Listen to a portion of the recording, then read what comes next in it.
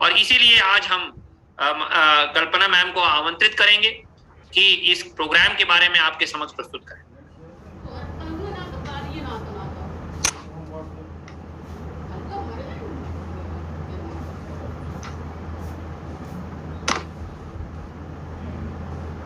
हाँ जी राघव जी, आपको स्क्रीन दिख रहा है? जी कल्पना जी, प्रेजेंटेशन मोड में चले जाइए प्लीज। जी अब दिख रहा है, थैंक यू। नमस्कार आप सबका, और मैं बहुत आभारी हूँ कि आज विजय जी और राघव जी ने मुझे आमंत्रित किया है। और एक चीज से मैं बहुत खुश हूँ कि अल्टीमेटली शिक्षकों के लिए भी कुछ हो रहा है।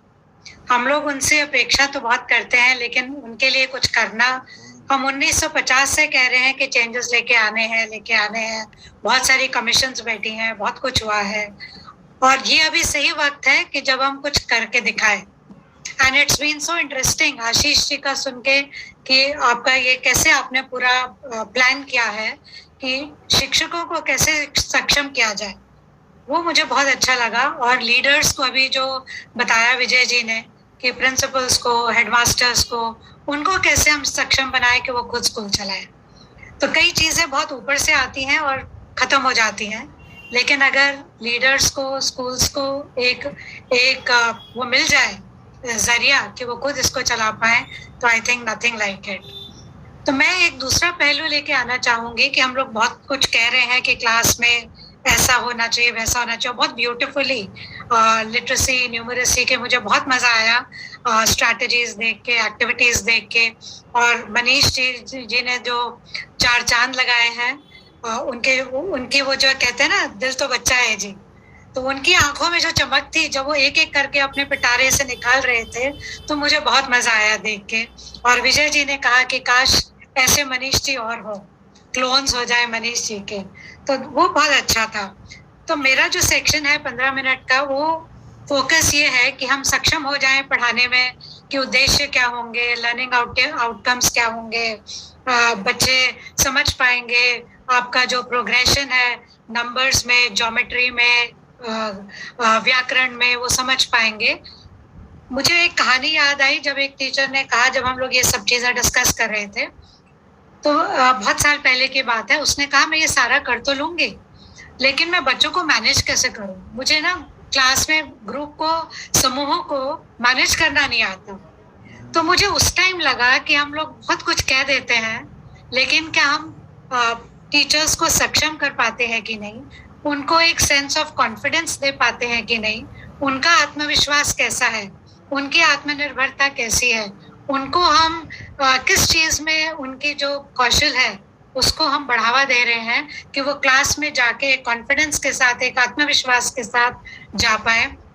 और जब ये शिक्षक संकुल की जब बैठक होती है, उसमें अपने आइडियाज दे पाए कि अगर मुझे ये आकार दिखाने हैं तो मेरे पास 10 तरीके हैं इस आकार को समझाने के। उस सब के लिए एक टीचर के अंदर जो वो चमक कह रहे थे मनीष जी, इज समथिंग, वो एक अंदर से कैसे आएगा जब एक टीचर की अपनी कॉन्फिडेंस बढ़ेगा और वैल्यू बढ़ेगी। तो मैं आप सबको नमस्कार करना चाहती हूँ, शिक्षक संकुल और मेंटोर्स को यहाँ पे। और मेरा सेशन बेसिकली छोटा सा है, और क्या हम अपने आप को कैसे सक्षम करें, और एक मेंटोर को कैसे दूसरे टीचर्स के साथ, या टीचर्स जो बच्चों के लिए मेंटोर्स हैं उनके साथ कैसे वो करें। तो मुझे आशीष जी की एक बात बहुत अच्छी लगी कि जब हम कहते हैं कि क्लासरूम मजेदार होनी चाहिए, फन होनी चाहिए, जॉयफुल होनी चाहिए, तो सेम चीज हम चाहते हैं कि जब टीचर्स बैठे, जब आप शिक्षक संकुल में बैठे हैं, बैठक होती है, तो क्या वो भी वैसे ही है, एक्सपीरियंशियल होनी चाहिए, फन होनी चाहिए, एंजॉय करना चाहिए। तो क्या वो बैठकें भी वैसी ही हैं जैसे वो जाके वापस स्कूल में करेंगे। तो ये एक बहुत इम्पोर्टेंट एस्पेक्ट है, मेंटोर्स जो टीचर्स के साथ बैठेंगे और जो शिक्षक जो बच्चों के साथ बैठेंगे। तो मैं जब आपसे बात करूंगी तो मैं दोनों तरीके से बात करूंगी, कि एक टीचर स्टूडेंट्स के साथ और एक आपका जो मेंटोर है, जो आका है, वो टीचर के साथ, वो उसका क्या होना चाहिए। मैंने 40 साल के एक्सपीरियंस में मेरे को 4 चीजें समझ में आई हैं कि हर चीज क्लासरूम के अंदर डिपेंड करती है आपकी सोच पे, आपकी आध्यात्मिक आयाम क्या है, आप कैसे टीचर्स को रिगार्ड करते हैं, आप बच्चों को कैसे सोचते हैं। अगर आप सोचते हैं कि वाह शिक्षक कर लेंगे, जैसे आशीष जी ने कहा, विजय जी ने कहा, तो वो जरूर करेंगे। लेकिन अगर हम नकारात्मक सोच से चलते हैं तो दिक्कतें जरूर आएंगी। और सिमिलर तरीके से अगर टीचर सोच लेता है बच्चे के लिए कि वो कर पाएगा, तो वो बच्चा जरूर करता है। तो ये एक आध्यात्मिक आयाम है जिससे हमें निकल के आना है कि हम बच्चों को कैसे देखते हैं या टीचर्स को कैसे देखते हैं। और दूसरा है फिजिकल डायमेंशन, कि वो क्लासरूम की हालत क्या है, मतलब कि वो हवादार है कि नहीं है, साफ सुथरा है कि नहीं, पानी की व्यवस्था है कि नहीं है, एक साफ सुथरी सी जगह है कि नहीं है। और तीसरा है हम पढ़ाते कैसे हैं। जो अभी इतने सारी एक्टिविटीज बताई आपको, लिटरेसी में, न्यूमरेसी में, गरिमा ने बताई और संदीप जी ने बताई, और आपको मनीष जी ने, कि कैसे हम बच्चों की एक क्रिएटिव थिंकिंग को, एक सकारात्मक सोच को कैसे उभार सकते हैं। वो तीसरा डायमेंशन है कि हम क्लास में कैसे बच्चों को किस तरीके से हम एक्सपोजर देते हैं उनको कि वो आगे बढ़े। और चौथा डायमेंशन है कि अगर वो व्यक्तिगत से बच्चा कैसे मैनेज कर रहा है या एक समूह व्यवहार कैसा है, और वो टीचर उसको कैसे मैनेज करता है, और एक मेंटर एक ग्रुप को कैसे मैनेज करता है। सो वंस अगेन दोनों तरीकों से मैं ये आपको नजरिया डालना चाहूंगी। तो एक थोड़ा सा चिंतन कर लेते हैं। मैं आपको एक एक स्लाइड दिखाऊंगी और आप उसके ऊपर एक थोड़ा सा चिंतन करिए इसके बारे में, कि जब आप एज अ टीचर क्लास में जाते हैं तो आप भी बच्चों को उतना ही रिस्पेक्ट देते हैं जितना आप चाहते हैं कि वो आपको दें। आप उतना ही सम्मान चाहते हैं जैसे आप चाहते हैं कि बच्चे आपको दें। मैं कोई आंसर नहीं चाहूंगी, लेकिन मैं आपको चाहती हूँ कि आप लोग सिर्फ सोचें इसके बारे में। क्या मैं जो प्रॉब्लम्स आती हैं, जो ग्रुप में प्रॉब्लम्स आती हैं, क्या मैं उनको नजरअंदाज कर देती हूँ, या मैं उनको सोचने की कोशिश करती हूँ, समझने की कोशिश करती हूँ और उसका मैं सुझाव भी लेके आती हूँ। क्या मैं बच्चों के आत्मसम्मान को बढ़ावा देती हूँ, चाहे वो व्यक्तिगत हो चाहे समूह में हो।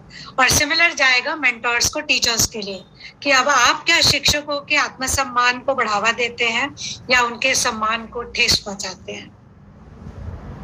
क्या मैं खुद ही एक सकारात्मक व्यवहार प्रदर्शन करती हूँ, बहुत जरूरी है इस बात को सोचना।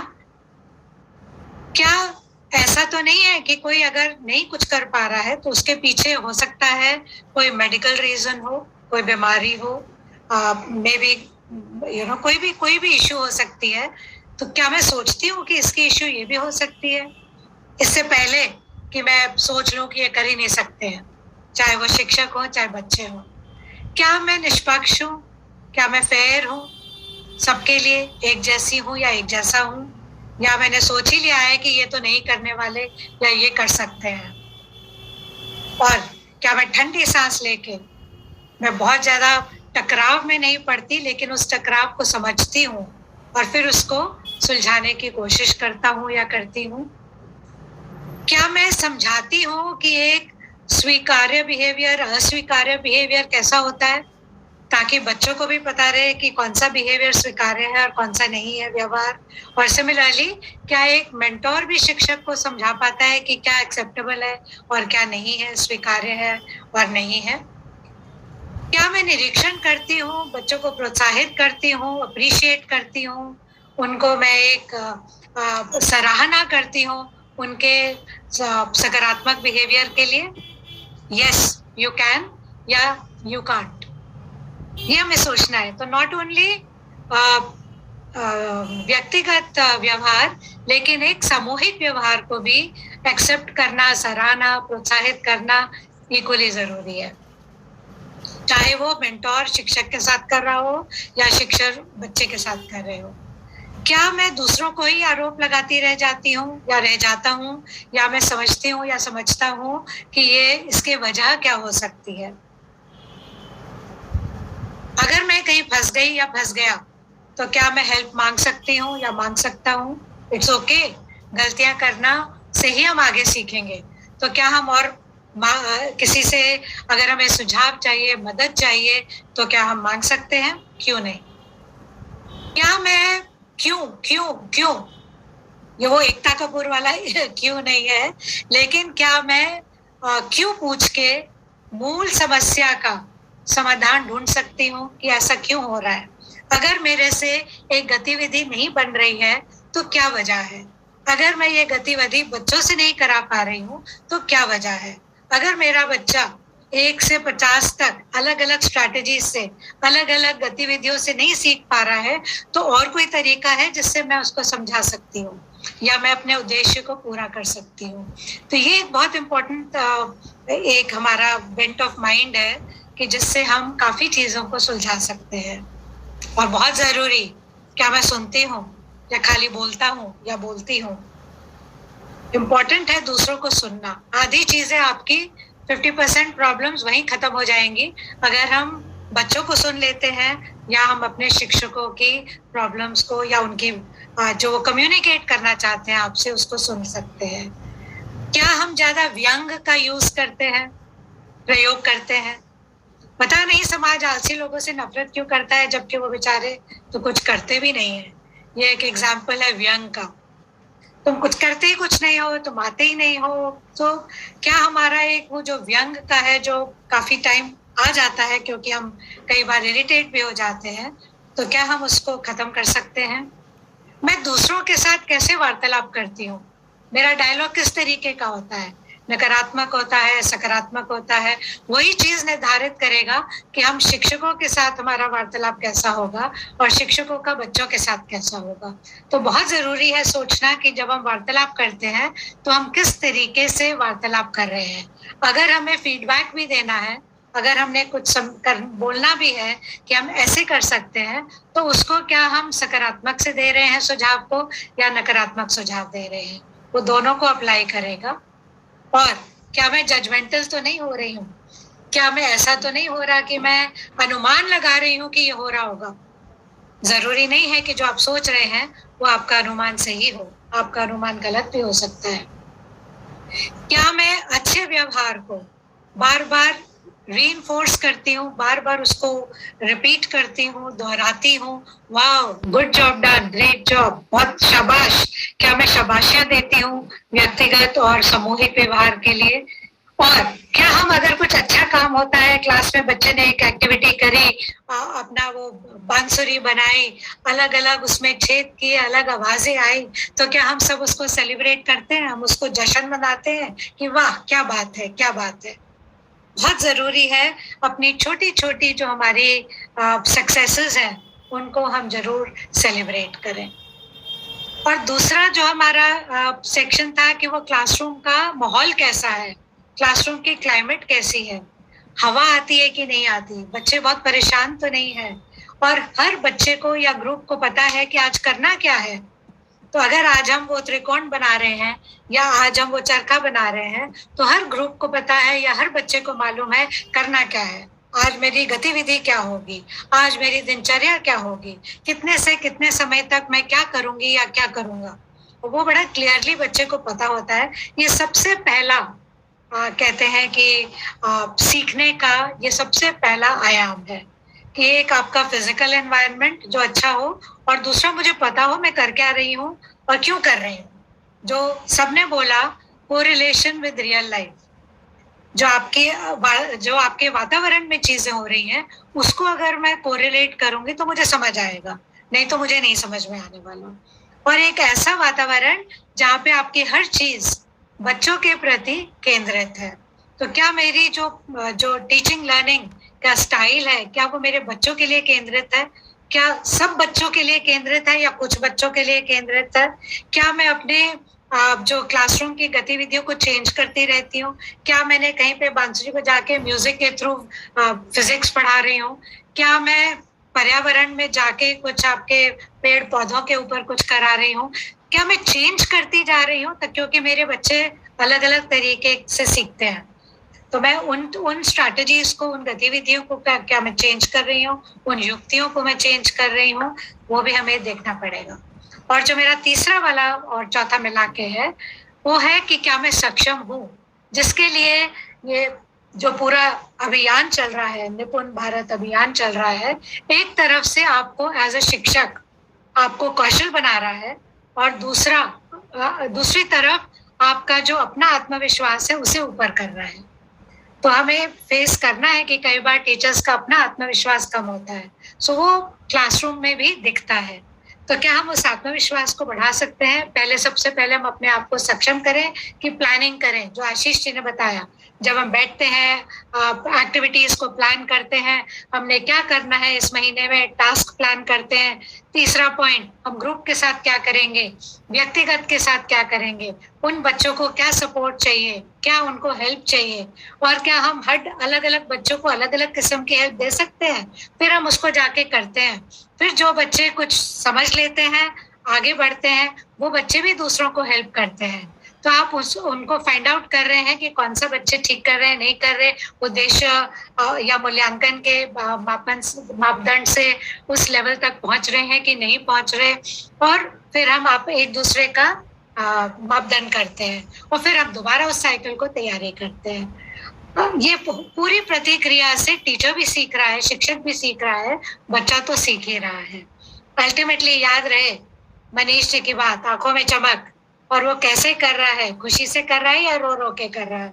और एज अ शिक्षक आप खुशी से कर रहे हैं या रो रो के कर रहे हैं, दैट विल डिपेंड कि आपकी अपनी आध्यात्मिक जो आयाम है वो कैसा है, आप किस नजरिए से अपने जॉब को देख रहे हैं, अपने कार्य को देख रहे हैं, वो उसके ऊपर निर्धारित करेगा। तो let us all start this journey together. एक संकुल, शिक्षक संकुल की, शिक्षकों की ये एक जर्नी है, सहानुभूति से, सहृदयता से, कोलैबोरेशन से, इकट्ठे मिलके, और एक सकारात्मक सोच से, और एक इच्छा से हम इन चीजों को शुरू करें, एक दूसरे के साथ आइडियाज शेयर करें। और जब आप 10 आइडियाज मिलते हैं आपको, अगर 10 लोग इकट्ठे मिलके कर रहे हैं तो एक ही चीज को कराने के 10 आइडियाज मिलते हैं।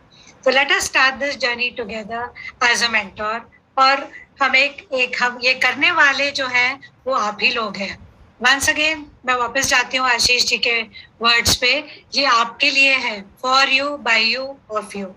तो ये शिक्षकों की जो एक रिस्पॉन्सिबिलिटी है, उनकी जो एक उनके ऊपर जो जिम्मेदारी है, क्योंकि हम एक बहुत उस जगह पे खड़े हैं जहाँ पे हम शिक्षा का पूरा एक हम देख रहे हैं कि पूरा एक रुख बदलने वाला है। पर आप लोग को सबको याद रहेगा कि हम इस जो बदलते हुए रुख का ये एक पार्ट थे, ये एक अहम पार्ट थे हम इस बदलते हुए एजुकेशन सिनेरियो का। सो मेरी तरफ से आप लोगों को बहुत बहुत शुभकामनाएं। एनईपी भी कहती है कि एक शिक्षक का महत्व कोई नहीं छीन सकता, और ये हम सबके ऊपर ये एक दायित्व है कि वो सम्मान, वो वैल्यू, वो रिस्पेक्ट हमारे शिक्षकों को मिले। और ये एक अपॉर्चुनिटी है निपुण भारत की। So I wish you all the best, और हम सब एक दौड़ लगाएं इस पूरे प्रतिक्रिया में, और आगे बढ़े इस प्रतिक्रिया को इकट्ठे लेते हुए। तो हम आगे एक, वो कहते हैं ना, आग नहीं लगा सकते दूसरों के मन में, ये आग अच्छी वाली आग है, सकारात्मक वाली आग, नकारात्मक वाली नहीं, कि जब तक हमारे अंदर हृदय में वो आग नहीं होगी, हम बाकी दूसरों के आगे में कैसे करेंगे। So thank you so much, and I wish you all the best. Happy शिक्षक, हैप्पी जो मेंटर्स होंगे वो हैप्पी करेंगे, जो अगर हैप्पी टीचर्स होंगे तो बच्चे भी हैप्पी होंगे। So thank you very much for giving me this opportunity. Thank you.